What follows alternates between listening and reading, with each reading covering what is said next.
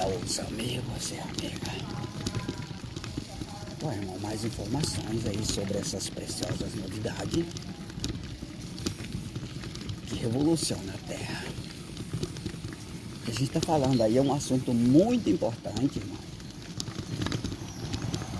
sobre os acontecimentos e a realidade do que acontece e o que o inimigo faz para incriminar o injusto, para penalizar ele e justificar ele porque ele está sendo penalizado. Nós demos aí o exemplo aí de um caminhoneiro no vídeo anterior, que ele foi assaltado ontem, ou foi antes de ontem. Deram um monte de tiro nele, o cara começou a perseguir ele no carro, na estrada, na BR. Deram 20 tiros nele, no carro dele. Ele desequilibrou o carro e tombou. Tudo isso aí, irmão, é um acontecimento injusto em parte. E por que que ele é injusto em parte? Porque o caminhoneiro é um trabalhador, irmão. É uma pessoa que está sobrevivendo ali do seu trabalho, tirando o seu pão de cada dia. É o injusto nessa área, mas aí onde se encontra a parte e a culpa do caminhoneiro em tudo isso aí? Ele obedecia a mesma lei dos injustos que fizeram isso com ele. A mesma lei do caminhoneiro é a mesma lei do vagabundo. É a mesma. Então a injustiça tá aí, irmão. Você não vê isso aí? A mesma lei do trabalhador, daquela pessoa que está trabalhando, é a mesma do vagabundo que está tentando roubar ele e matar ele. Ou seja, ele não mudou de lei, ele está observando uma lei injusta. E a acusação que pesa contra ele, e que é justificável essa acusação, no caso aí ele é vítima. Ele é vítima, a princípio, né? Mas quando entra a interpretação da lei, ele passa também a ser um acusado. Ou seja, ele é cúmplice. Ele tem parte com aquela injustiça que opera contra ele. Isso impede de uma justiça justa favorável. Isso mesmo. Uma justiça justa favorável. Ah, mas tem como manifestar uma justiça sem que ele mude de lei? Tem. Só que ela é injusta. É uma injustiça injusta. Por quê? Porque a mesma lei que ele obedece é o que o vagabundo obedece também. É do que o injusto, aqueles injustos que lançaram aqueles tiros contra ele, obedece também. Então, uma lei justa não, a favor dele não tem como operar dessa maneira. Porque a lei que ele obedece é a lei dos injustos. Então aí a gente teve também um outro exemplo aí de uma mulher, a gente deu, né? Que foi assassinada a sangue frio, a queima-roupa. Foi chamada. Elas chamaram na porta e lá o cara meteu bala nela, matou. E aí justificaram essa causa, esse acontecimento, como se ela tinha matado a sua mãe. Por isso que o cara matou ela. E aí depois foi constatado que não é verdade isso aí. Então, por que que os injustos que praticaram aquela atrocidade contra aquela mulher ganhou o direito de levantar essa acusação? Onde foi? Na mesma lei que ela obedece. A lei é para todos, irmão. É para o trabalhador, é para a mulher doméstica, para aquela mulher dedicada ao trabalho. A lei ela é para todos. E é também para o vagabundo. A mesma lei do trabalhador é a mesma do vagabundo. Esse é o ponto negativo da ditadura, irmão. Porque opera no Brasil uma ditadura.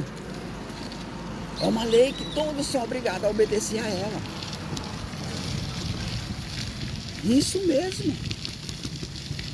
E aí entra a força da ditadura, justificando ao criminoso, dando ele o direito dele praticar crime.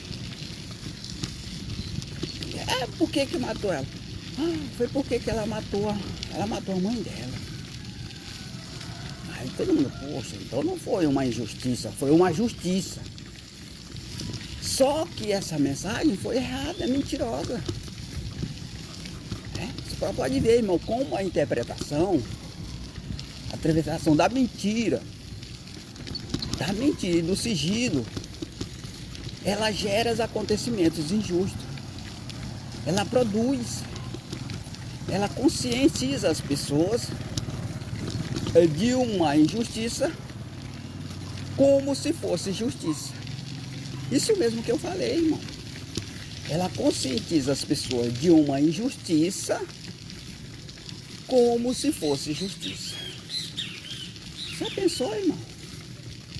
Você que é mulher, você está cozinhando em casa, trabalhando ali, lutando para fazer comida pro marido ali. Aí vem um vagabundo e chama você na porta e mete balaço em você. É uma injustiça, não é? É uma injustiça. Aí quando usando aí a versão da divulgação dos acontecimentos, o que eles falam? Poxa, o que essa mulher fez? Aí eles levantam a narrativa falsa. Ela matou a mãe dela. Aí aquela injustiça que poderia estar na sua mente, na sua consciência, de atrocidade contra aquela mulher, se transforma numa justiça.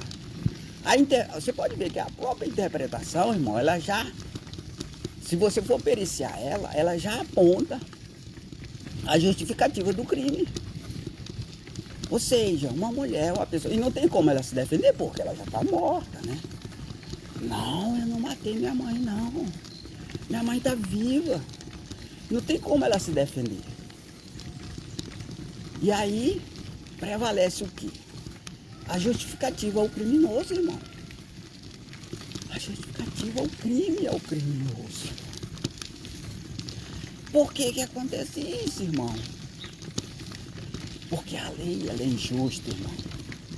A origem dela, irmão, a origem da lei é injusta. Eu sempre digo todo dia aqui, irmão. O fundamento das leis corruptíveis é o sigilo e a mentira. É uma lei injusta. E aí o criminoso, o injusto, é justificado por uma simples narrativa mentirosa. Mentirosa, isso é mentira. Justifica a consciência de todos aquela atrocidade. E aí a necessidade de você mudar de lei, irmão. A necessidade de você mudar para a lei de Deus. Para que uma injustiça dessa não seja interpretada como justiça. Não seja. Porque a partir daí, você tem o direito de justiça. Mas já morreu a família dela, irmão. Até para que outros acontecimentos não venham a acontecer. Com pessoas injustas, com pessoas trabalhadoras, que estão trabalhando ali inocente, sem maldade nenhuma, sem prejudicar ninguém, para sobreviver. Quantas pessoas injustas não já morreram, irmão? Você que cresceu com toda essa maldade, olha pelo retrovisor e veja contra as atrocidades, contra as injustiças, até contra você mesmo e sua família. Não já aconteceu. Tudo isso aí foi colocado por debaixo do tapete. Porque a lei que opera o sigilo e a mentira, ela está aí para isso. Para justificar o crime e o criminoso, de repente com o sigilo ou com a mentira. Uma lei injusta. Uma lei injusta que uma interpretação justifica a justiça. uma lei injusta, que um acontecimento injusto.